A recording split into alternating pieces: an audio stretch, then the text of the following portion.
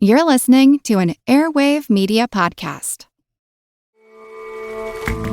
I'm Jason Palmer, one of the hosts of The Intelligence, The Economist's daily current affairs podcast. The Economist's award-winning shows make sense of what matters, from our special series on China's president to our weekly podcasts on business, technology, and American politics. Our journalists provide fair, in-depth reporting on the events shaping the world. To get the annual plan for less than $2.50 per month, search for Economist Podcasts Plus to start listening today. Okay, we may have gone a little barbecue crazy at Sonic. We BBQified not one, but 3 iconic menu items. But I mean, come on, can you really blame us for going slightly overboard? When you add smoked pulled pork and tangy cherrywood smoke sauce to a melty cheeseburger, a brioche-topped barbecue sandwich, and crispy, cheesy tachos, you'd be crazy not to go crazy. Pulled pork barbecue, now at Sonic. Limited time only at participating Sonic drive-ins. If you listen to several podcasts, I bet you've heard about surveys, and you're going to hear about one again. It would be a huge benefit to the podcast if you could head on over to surveymonkey.com/r/airwave, or just click the link that I'm going to remember to put in the show notes this week, and there you will find a set of questions about who you are, how you listen, what you like about the podcast, which is hopefully most things. It shouldn't take you longer than about 10 minutes. This is important for the show as a way to attract advertisers. It might also help me make choices about the podcast structure and content in the future. So if you took your time to fill out the survey, link in the show notes, remember, you would have my great personal thanks.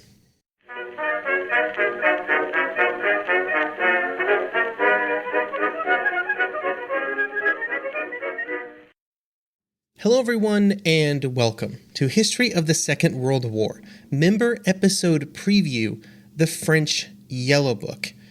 This is the first of what will be 7 member episodes that will be released here on the main podcast feed for your listening pleasure. It is also the first in a series of episodes that focus on the diplomatic communications between the various governments of Europe before the start of the Second World War. This episode is brought to you by all of the amazing people who have supported the podcast by becoming members. They are the reason this episode exists, and I hope you enjoy it, even though it's a bit different than most other episodes of the podcast. As a reminder, this is a 7-week break of new mainline podcast episodes, as I take a bit of a break and prepare for Season 3, and fill the gap here with member episodes that have been previously released to members. You can find out more about sort of the next couple of weeks and really the rest of 2023 on the podcast by clicking on the other link that's in the show notes, just kind of a podcast preview for the rest of the year. Thank you, and I hope you enjoy this one.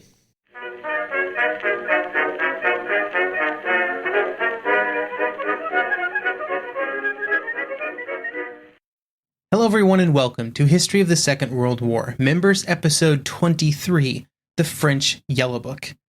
The Yellow Book is a collection of French diplomatic communications from various cities around Europe in the years before the Second World War.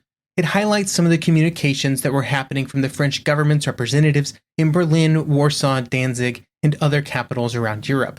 It is available for free from a variety of websites online, and I thought it would be interesting to pull out some of those communications highlighted in the book and to discuss them and how they fit within French actions from the beginning of 1939 until the start of the war. As a reminder on the overall situation around Europe in early 1939, Germany, Italy, France, and Britain had signed the Munich Agreement at the end of September 1938, and the government of Czechoslovakia had been basically forced to agree to its terms. German troops had occupied large areas of western Czechoslovakia as outlined in the agreement, and had started to incorporate those areas into Germany just as they had done to Austria earlier in 1938. There was then a period of détente between Germany and the other nations after Munich, but this would disappear quite quickly in 1939, which brings us to our first communication, which is from the French charge d'affaires in Berlin on January 5th, 1939. Quote, "Since the events of last year, his faith in his own genius, in his instinct, or as one might say in his star, is boundless. Those who surround him are the first to admit that he now thinks himself infallible and invincible. That explains why he can no longer bear either criticism or contradiction. To contradict him is, in his eyes, a crime, Opposition to his plans, from whatever side it may come, is a definite sacrilege, to which the only reply is an immediate and striking display of his omnipotence. Thus, at the beginning of the year 1939, the atmosphere in the Third Reich can best be described as tense. Tensions in all fields, political, economic, confessional, and psychological. As happens with an overheated engine, the machinery of the Third Reich is strained to breaking point, but the driver of Berchtesgaden does not appear to intend to moderate the pressure. End quote. This is clearly in reference to Hitler, and I pulled this piece or this quote specifically because the idea that Hitler had by 1939 bought into his own hype and believed he was incapable of making mistakes is an idea that always plays very heavily in any history of the last years before the war. You've heard it on this podcast, and you will read it in any book that discusses the start of the war. It's interesting to see it laid out so clearly here in January 1939, when the overall situation in Europe was actually better than it had been in almost a year because of the Munich Agreement, but before the final invasion of Czechoslovakia, which would take place in March. I guess in a lot of ways, it's a very good understanding of the situation within the German government and within Hitler's own mind here from the French representative. In March, German actions would shatter whatever idea existed about possible peace in Europe during the first 2 months of the year, because they launched an invasion of Czechoslovakia, or what was left of it. There had been a push during the Munich negotiations to include an official guarantee from all parties of the new borders, but this did not make it into the final document. There were continued discussions in Paris and London about providing that guarantee, discussions that would continue until early March, when this message would be sent from the French ambassador in Berlin. Quote, "The note from the German Foreign Office goes further still. It unequivocally declares that an intervention of the Western powers in Central Europe in the shape of a guarantee in favor of the Czechoslovak state would do more harm than good. It would contribute to aggravate the differences of Czechoslovakia with her neighbors, other than the Reich, and perhaps even lead them to denigrate into a conflict." Doubtless, the note seems in places to deal with a premature guarantee, but for those who understand, it is the whole conception of a guarantee of the new Czechoslovakia by the Western powers which it rejects. Quote, "The German government," it points out, "cannot in any way see an extension of this guarantee obligation to the Western powers, a factor that might allay internal quarrels in the said area, but rather an element liable to increase unreasonable tendencies, as has already been the case. All that part of Europe henceforward is a preserve of the Reich. The German government," the note adds, "is perfectly aware that, all things considered, the general evolution of that part of Europe falls primarily into the sphere of the Reich's most vital interests, and that not only from the historical point of view, but also from the geographical and, above all, the economic angle." End quote. After this message was sent, it would take less than 2 weeks for evidence to surface that made it clear that Germany was about to invade what was left of Czechoslovakia, just after they warned the French and the British not to give any guarantees of Czechoslovakia. Here is the French ambassador in Berlin. Quote, "Everything suggests that Germany will very soon resort to force against Czechoslovakia. Although no actual measures of mobilization, even partial, have yet been noticed, movements of troop units belonging to the standing army are taking place, with the object either of gripping the corridor or Moravia in a vice, or of surrounding the entire Bohemian quadrilateral. It appears from more recent information that, on the one hand, staff officers are to leave Berlin tomorrow morning, March 14th, in order to take part in the operation, and also that the Black Militia would be entrusted with vanguard duties." End quote. These movements of German troops and the growing evidence that they planned to force the matter with force would set the stage for the next several days of communication between the capitals of Europe. However, it's important to note that the French ambassador did not have any specific information about German plans and was only making inferences based on other known information. This was also not the first time that the threat of an invasion of Czechoslovakia had been the topic of diplomatic conversations, which had happened back in May 1938. You can hear about that back in Members Episode 17. More evidence of the invasion would be gathered over the next 2 days, though, as these two messages, one from March 13th and the second from March 14th, again from the ambassador in Berlin, would discuss. Quote, "According to the declarations obtained by one of our correspondents this evening from a German who occupies an important post in one of the ministries, The fate of Bohemia and Moravia is now settled.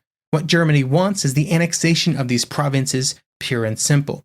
It is not for the sake of Mr. Tiso, said the person in question, that our divisions are marching and that we are mobilizing several major aircraft units. You should understand that we intend to settle the question finally. Today an ultimatum will be sent to the Prague government. The answer we receive is immaterial. It will be overtaken by events by the time it reaches us." End quote.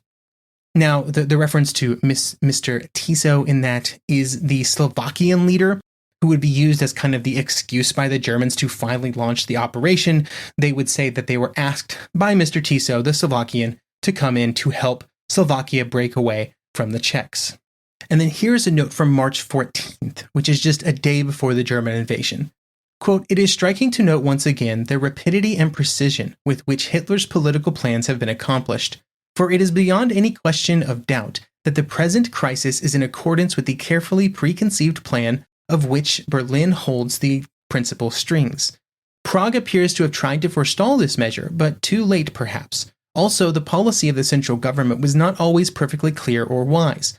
If the Czech leaders have expressed ample signs of goodwill towards Berlin, it seems that they have believed that at the same time they could continue inside their country a policy which was purely Czech. In doing so, they have revived old internal jealousies and needlessly aroused the suspicions of the Reich." End quote.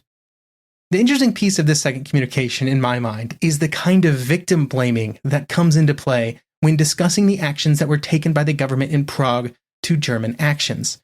The idea that in trying to retain control of their territory, they had in some way made the situation worse because it gave groups like the Slovaks additional excuses for their actions is an interesting take on the matter, and probably in no way actually conforms with reality. It was probably going to happen no matter what Prague did, no matter what the Czech government did or the path that it pursued. Germany was going to continue to inflame the situation inside the country. As details of the discussions between the Czech president and Hitler on March 14th and 15th emerged, the overall situation began to become more clear. Here is a communication from Berlin from March 15th, the day of the invasion. Quote, "One cannot say that any negotiations have taken place between the Czech and German ministers. The Führer made it known from the beginning that his decision had been taken and that anyone who opposed it would be crushed. The Czech ministers have been informed that the gold reserves of the Czech bank must be put at the disposal of the Reich. The same applies to the whole of the gold and foreign currency owed by individual Czech citizens." Then a few days later, after the invasion had been completed, the role of other groups within Czechoslovakia and how they had influenced events had become more clear, as this message from March 18th would outline. Quote, "According to information that I have gathered from the best sources, the development of the Czechoslovak drama seems to have been as follows. The Nazi leaders, displeased by the resistance offered by Czechoslovakia to her new position of tutelage last December, worked out a scheme which, as the Germans put it, would effectively prevent this state from ever again becoming a menace to the Reich. It was in these circumstances that the leaders of Austria were personally ordered about 3 weeks ago to fan the agitation in Slovakia in favor of its independence.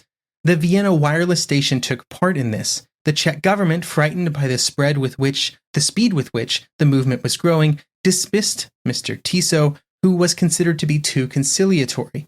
Herr Hitler was waiting for this mistake. It was only then that it is to say about March 9th that he seems to have taken the decision which led to the disappearance of Czechoslovakia." End quote. This was all good information to have, but at the end of the day it did not really matter because it was only apparent after the fact.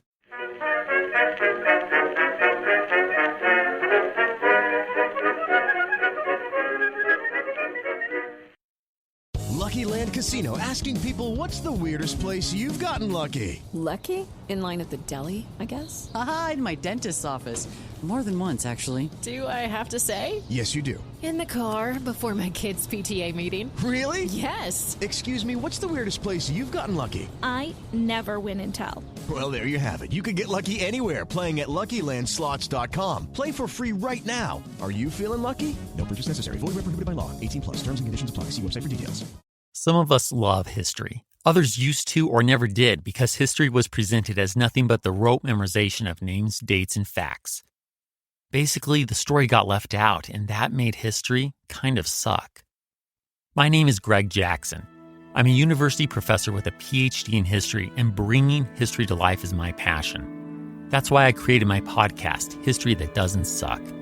I want to teach you everything you need to know about U.S. history, but I do so through stories. Let me tell you about George Washington begging his men not to mutiny against Congress, Clara Barton saving Union soldiers amid enemy fire, enslaved Frederick Douglass risking his life for liberty, and about so many other figures as their real experiences make industrialization, social movements, and even congressional debates and tax policy come to life. Subscribe to History That Doesn't Suck today, and join me, Professor Greg Jackson, every other week for a new episode, where I'd like to tell you a story.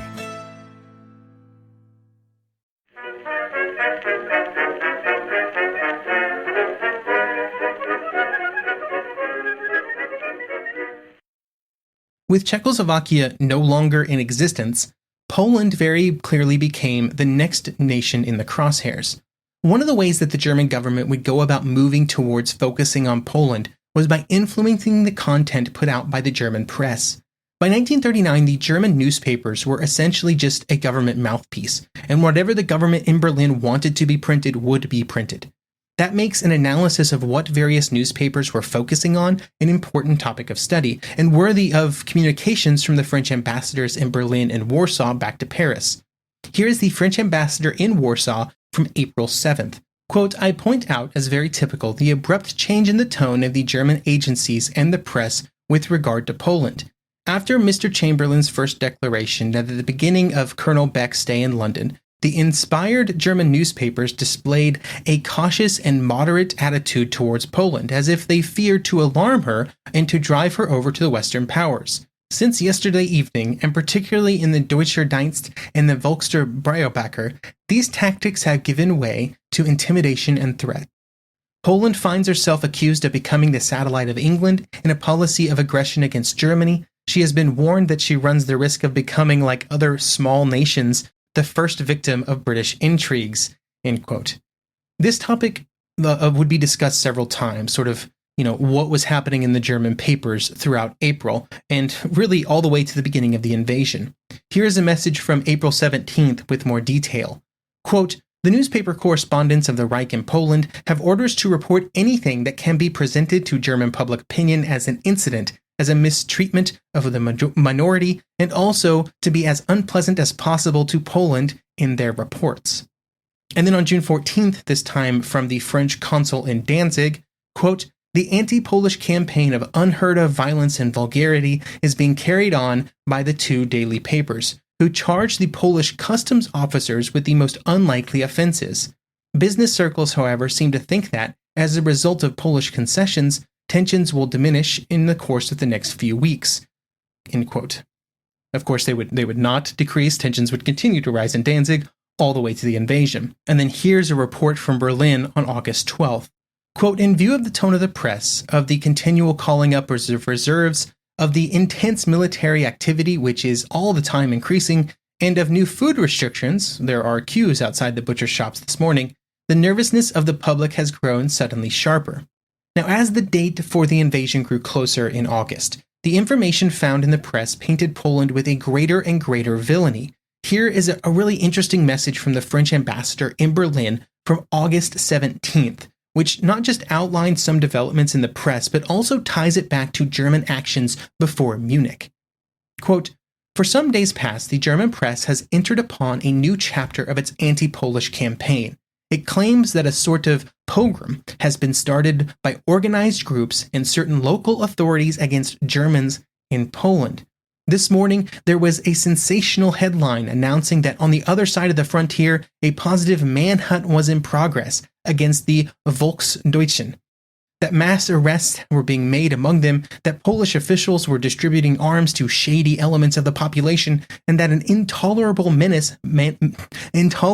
terror menaced the entire German minority. Lastly, refugees were said to be already flocking into German territory, and thus we meet again the tactics and methods by which Nazi propaganda, nearly a year ago, was able to induce the German people, and part of foreign opinion, to believe that there was serious disorder in Sudetenland, that bloody conflicts were occurring there daily, and that the Germans there were treated as outlaws. While the situation in the German press was developing, it was pretty widely known what the path forward would be for Germany, as outlined on May 30th from Berlin. So this is May 30th. This is before the summer even really gets going. Quote, I have pointed out that in the near future, we must expect Germany to begin, apropos of Danzig, one of those large-scale campaigns, thanks to which she was able to lay hands successfully on Vienna, Sudetenland, and Prague. The threat of war, formulated in a more or less veiled or crude fashion, will still be in all probability the weapon to which the Reich will have recourse to vanquish, if possible, outside opposition. End quote. After Poland had received official guarantees from London and Paris, there were also concerns that Warsaw would put itself into the position of aggressor in any future conflict, and this meant that there had to be some strong words with the Polish government. There was the feeling that Warsaw would stay in line with French requests on this matter, as discussed in this communication on July 6th, which was kind of a check-in on how that was going. Quote, from a series of conversations which he has just had in military circles, General Meuse has derived the impression that, in order to avoid figuring as an aggressor, Poland would proceed to great lengths in restraining its impatience in the face of progressive militarization of Danzig. Our military attaché thinks that the Polish government will limit itself to platonic protests, unless a time comes when its essential interests are directly threatened in Danzig. It will react strongly only if its use of the harbor, the Vistula, or the railway is impeded. End quote. While Poland's reaction to German provocation was a concern during the summer months, during the last week of August, the messages became very focused on German military preparations. Here are two messages from the ambassador in Berlin, the first on August 21st. Quote, in the opinion of the military attaché, the German forces will have completed their concentration in 2 or 3 days' time. The greater part of the German forces will be concentrated on the Polish frontier. And then here's one from the next day, August 22nd.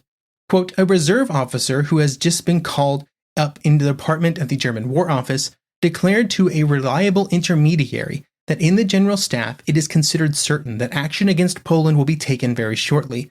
It is not doubted that this action will produce decisive results in a very few days. End quote. And then on the 25th, a message arrived from the French consul in Danzig. Quote, the rate at which military preparations are being carried out here grows faster and faster. Young men are being brought in lorries from East Prussia and at once equipped and sent to their battle positions, while more heavily anti-aircraft batteries are being placed along the shore. End quote. Each of these quotes point to a more and more bleak picture of upcoming events, making it very clear that Germany was once again preparing for a military confrontation. On a somewhat unrelated note, I find it funny that in these primary source compilations, you can always tell when the action is approaching an important historical event, in this case the invasion of Poland, because the editors decide to start putting a sent and received date and time for all messages, whereas for messages in calmer times, they generally just do the sent date. This last week of August is when those times start being placed on messages. While the actions being taken by Germany to prepare for their military actions were important, the French had better information about another important topic, what the Polish government and military were preparing to do. This topic would be a part of many messages from Warsaw to Paris, although it would just be a small fraction of the total traffic. Here's the French ambassador in Warsaw at midnight on August 28th. Quote, the Polish troops have received orders from Marshal Rydz-Smigli not to reply to any German provocation. Their task is to drive back any incursions into Polish territory, but to take strict care not to cross the frontier. End quote. Another important task of the French ambassador was to give the French government information on how to respond to the various accusations being made by Berlin that they were trying to use as justification for their invasion. Here is one message of this type from the French ambassador in Warsaw once again, this time late in the day on August 28th. Quote, the ill treatment, murders, etc., of which the Poles are accused by Chancellor Hitler are sheer calumnies. The denials issued by the national authorities cannot be doubted. It is impossible for Germans to be killed on the outskirts of Danzig without the knowledge of the French who live in these districts. Moreover, it should be pointed out that the Germans did not mention any definite facts, names, or dates. End quote. In the run-up to the war, there would be many messages like that one above, just trying to keep abreast of not just what was happening, but whether or not what the Germans were saying was actually correct and accurate to allow the French government to officially respond. And then the war started, and things got very confused. After the start of the invasion, the French ambassador was very dependent on information forwarded by Polish army headquarters, in the same way that the French political leaders were as well. The urgency of communication would also increase, such that telephones began to be used for some communications. Here is a piece of a phone call from early in the morning on September 1st, after the invasion had begun. Quote, "The Polish army headquarters report that German troops debouching from Danzig crossed the eastern frontier of the corridor this morning from 4 o'clock onwards. German aeroplanes have attacked the Polish town of Titzu to the south of Danzig. Aggression by German armed bandits and their flights of aircraft have also been reported at various points along the Silesian frontier." End quote. In another phone call less than an hour later, further details were relayed. Quote, "According to the latest information just received by the Polish army headquarters, the German attack is general on all frontiers. In East Prussia, in South Poznania, in Silesia, and on the Slovak frontier, there has been bombing without warning at numerous points. In addition, Danzig has proclaimed its Anschluss with the Reich." End quote. While short updates were frequent, like that above, sometimes longer messages were sent that would be kind of a summary of all communications that had happened throughout the day, and also in times where conversations had been had with the Polish government representatives, like Foreign Minister Beck. And here's an example of some of one of those communications at 9:30 p.m. on September 1st. This would be in response to a French inquiry of whether or not the Polish government would be interested in a mediation plan or meeting that had been proposed by the Italian government shortly after the invasion began. The message would say, quote, "Mr. Beck has just made the following reply to Your Excellency's communication. Quote, we are in the thick of war as the result of unprovoked aggression. The question before us is not of a conference, but that the common action which should be taken by the Allies to resist. I've heard nothing, moreover, from any quarter of the Italian plan." Mr. Beck added that the air attacks had been unrelenting since the morning. There have been considerable numbers of civilian victims in Poznan and Lvov. German aircraft have again flown over Warsaw. Mr. Beck has asked me to inform Your Excellency of these attacks in order to show the position in which Poland now finds itself. The people are indignant at the German aggression and its methods, but still remain calm and resolute. The atmosphere is no longer one of conciliation. It would take several days for the decision to be made for the French to enter the war in conjunction with the British. I found this communication interesting due to its laying out of the details of what the French ambassador in Berlin should do and how he should relay the message to the German government that France was about to enter the hostilities. This is from September 3rd at 10:20 a.m. Quote, "Last night, following a communication made to us by the British government and following the meeting of the French Chamber of Deputies, the French government at a cabinet meeting took the following decisions, which I have been charged to transmit to you. You should present yourself today, September 3rd at noon, at the Wilhelmstrasse, and ask for the German government's reply to the communication which you handed in at 10 p.m. on September 1st.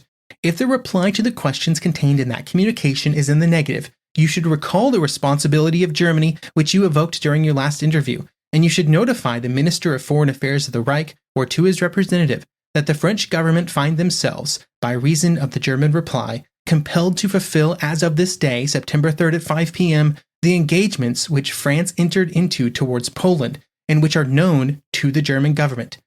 As from that moment, you may ask for your passports." End quote. Now, the German government would, of course, respond in the negative, as the French government probably expected, and from that point forward, France was at war. And the French Yellow Book, which chronicles the events before France entered the war, was over. I hope you've enjoyed this episode, and we're going to do something similar with the British Blue Book in the next member episode, which should be coming out here in a few weeks. The British one has kind of a different focus, so we're going to get a lot of different content and a lot of different things to discuss sort of in that episode, and I hope you're looking forward to it.